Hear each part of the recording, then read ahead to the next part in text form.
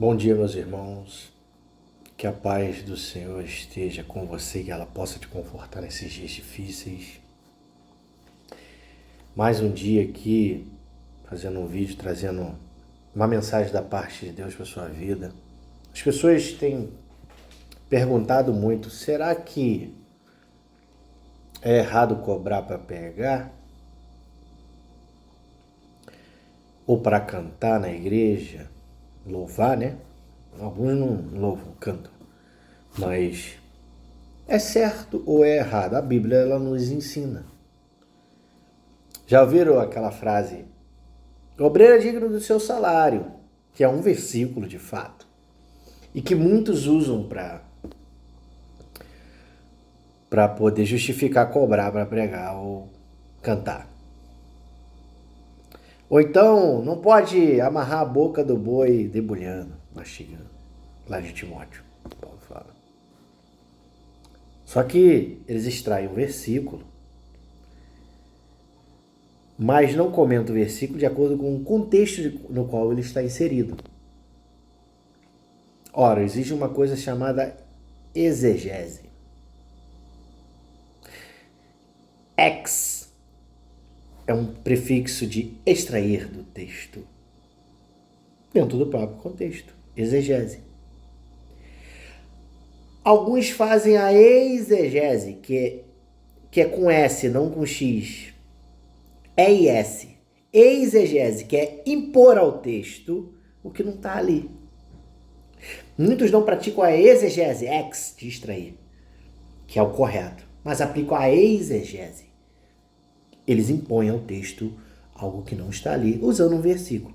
Aí você pega um versículo aqui, outro acolá, outro ali, faz um emaranhado de fio para afirmar as ideologias que eles querem empurrar em você. Mas você tem que ver todo o contexto. E é por isso que hoje eu trouxe o capítulo de Mateus, um capítulo muito importante para a gente analisar se é de fato permitido ou não e como deve ser feito, como que deve ser a postura daquele que faz um trabalho missionário, que vai convidado para pregar em outro lugar longe. Vamos dissertar isso. O capítulo de Mateus é o capítulo 10. Os evangelhos, eles tratam dos ensinamentos de Cristo em pontos de visão diferentes, Marcos, Lucas, enfim. Mas eles tratam a mesma coisa. E nós vamos fazer um link aqui com Mateus capítulo 10 e Lucas capítulo 10. E vamos analisar os ensinamentos do nosso Senhor Jesus Cristo a respeito disso. Mateus capítulo 10, a partir do verso 5, tá? Se você tiver com a Bíblia aí, acompanhe. Assim, a esses 12 homens enviou Jesus com as seguintes recomendações: não vos encaminheis aos gentios, nem entrais em cidade alguma dos samaritanos. Antes, porém, buscais as ovelhas perdidas da casa de Israel. Ou seja, primeiro vai para os crentes desavisados, que fazem tudo errado, que aprendem tudo errado. Primeiro para eles. Verso 7. E, à medida que seguires, pregai a mensagem: o reino dos céus está ao vosso alcance. Curai os enfermos, purificai os leprosos, ressuscitai os mortos, expulsai demônios. Graciosamente recebeste e de graça dai. Ou seja, de graça recebeste, de graça dai. Ora, vá pregar as boas novas, vá exercer os dons que você recebeu e faça isso sem cobrar nada, porque vocês receberam de graça. Então dê de graça tudo isso. Escrito aqui. E o nosso Senhor Jesus Cristo vai dizer, no verso 9, não vos proveis de ouro, nem prata ou cobre em vossos cinturões. Não leveis sacolas de viagem, nem uma túnica a mais, segundo o par de sandálias ou cajado, pois digno é o trabalhador do seu sustento. Em qualquer cidade ou povoado que entrades, procurai alguém digno de vos receber, ficais nessa casa até vos retirades. E quando entrardes na casa, saudai-a. Aí ele vai dizer, se a casa for digna e tudo mais, se não for, sacuda os teus pés, tá? São instruções do nosso Senhor Jesus Cristo de como eles deveriam fazer as missões, como eles deveriam se comportar. E nosso Senhor Jesus Cristo, vocês dão de graça, tá? Mas não precisa levar nada também não. Não é para pagar do bolso de vocês também não. Tá? Vocês vejam alguém que queira alocar vocês, que sensibilize com a mensagem do Evangelho, que vê que vocês estão ali na rua, estão trabalhando para Cristo, eu vou botar alguém na direção de vocês, pode ficar tranquilo. E essa pessoa vai acolher vocês. Acabou.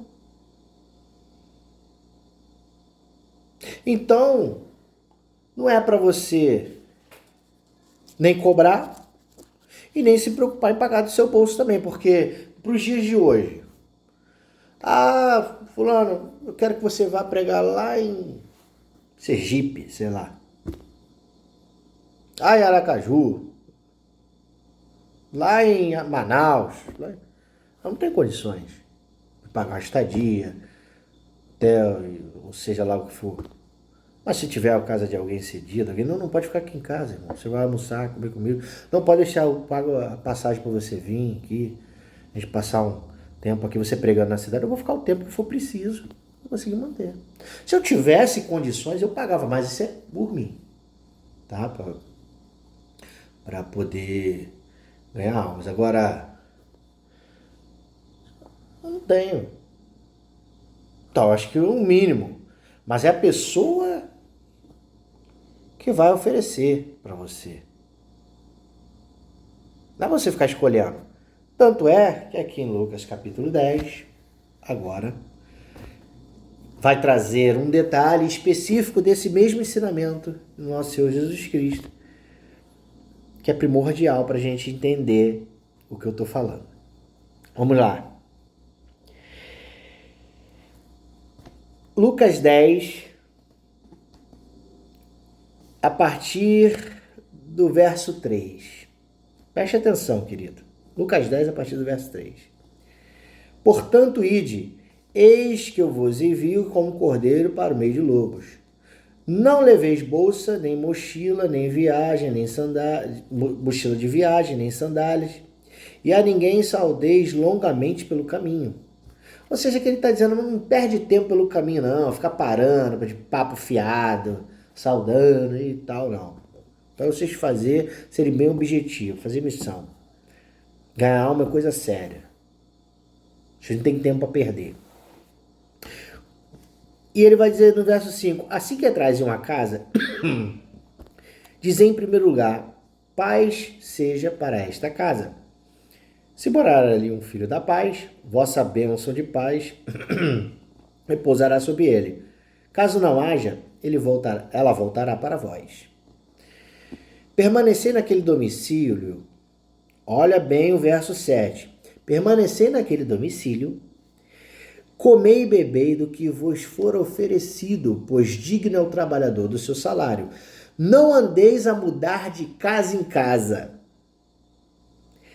Verso 8. Quando entrares em uma cidade e ali fores bem recebidos, alimentai-vos do que for colocado diante de vocês. Curai os doentes do que houver na cidade e proclamai o reino de Deus e diga, esta é a vossa disposição.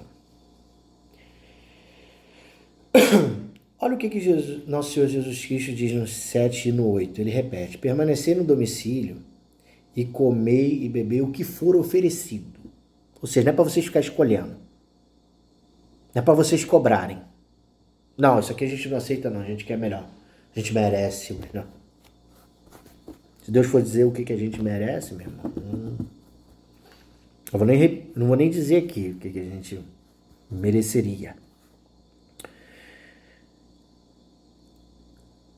E digno é o trabalhador do seu salário. Ou seja, Deus vai cuidar. Mas não é para você achar que você pode cobrar o que você acha que tem que cobrar. E no verso 8 ele vai repetir: quando entrares numa cidade, agora ele falando, uma cidade inteira, e for de bem recebido, alimentai-vos do que for colocar diante de vós, o que as pessoas trouxerem para você, o que as pessoas ofertarem. Não é para ficar de casa em casa. Quando ele diz não é ficar de casa em casa, não é para ficar escolhendo, não. Então, eu não posso cobrar, mas espera aí, eu vou naquela igreja ali que a oferta é maior. Não, ali naquela casa tem um peixinho, ali é um ovinho frito, não, ali eu não vou não. Não vou tomar café naquela casa ali, que lá tem um requeijãozinho legal. Pra época, né? As pessoas tinham que se alimentar, não é, né? Nos dias de hoje, talvez seja uma oferta de dinheiro, tem algum problema? Não. Se te convidarem e quiserem ofertar, é uma coisa. Mas você cobrar valores é o mesmo que botar preço naquilo que Deus te concedeu de graça. Deus prometeu que cuidaria de você, que o trabalhador é digno do seu salário. Inclusive, Timóteo vai dizer, os presbíteros, principalmente do ministério, que se dedicam integralmente ao ministério da palavra, merecem honorários dobrados, porque eles vivem disso. Eles também têm direito de botar os filhos numa escola, de ter um casamento, de vestir roupa, de poder ter as coisas, irmão. Não fica complicado, ninguém vai querer trabalhar para o evangelho. Se de fato ele faz um trabalho de qualidade, ele prega a verdade, que hoje está difícil, as pessoas ensinarem realmente a amar você e pregar a Bíblia, te ouvir, que vive para isso, aí é uma coisa. Não significa também que o pastor seja obrigado a te ouvir toda vez que você quer, porque o pastor, de certa forma, ele tem uma agenda, porque às vezes ele tem 500 membros. Você acha que dá para atender, sei lá, quando você atende uma pessoa, a ouve e a aconselha, a sabedoria de Deus, você precisa de um tempo ali com aquela pessoa. E você tem que fazer outras coisas da sua vida. Você tem mulher, você tem filhos. Você tem que entender também. Tá? Não dá para atender todo mundo num dia. Né? Porque muitas das vezes quando o pastor não pode te atender, você acha que está dando uma de importante. Não, irmão. A gente não pode ser leviano também. A gente tem que se colocar no lugar das pessoas. Você acha o quê? Que o pastor pode ficar indo de casa em casa todos os dias, visitando todos os membros? Durante uma semana ele não vai conseguir fazer isso com todo mundo. E se conseguir, por um acaso, fazer, ele não vai fazer mais nada no seu dia. Só vai sair de manhã para visitas e à noite chegar em casa para dormir. Ele não vai mais pregar, ele não vai mais ensinar, não vai conseguir ler a Bíblia, não vai conseguir jejuar, não vai conseguir orar. Aí como é que você vai ter um ministro que tem intimidade com Deus para te guiar se você quer ele o tempo todo pendurado no seu pescoço como se fosse um pingente? Então, meu irmão, mais uma vez aqui a Bíblia, ela abre os nossos olhos e nos esclarece a respeito de algumas coisas. Você possa entender que, apesar do obreiro ser digno do seu salário, ele também não pode vender o evangelho, nem vender seu ministério ou sua consciência. Que Deus abençoe sua vida e nos ajude. Amém.